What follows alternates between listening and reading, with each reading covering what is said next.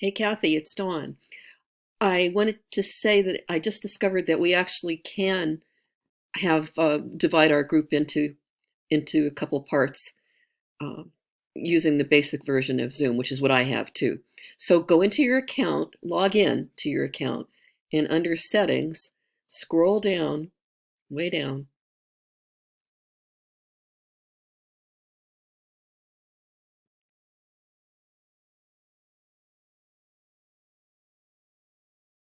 way down,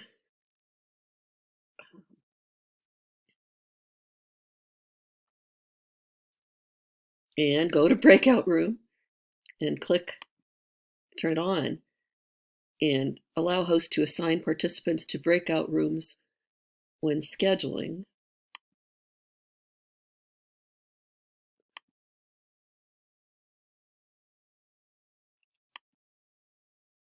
And that seems to be it.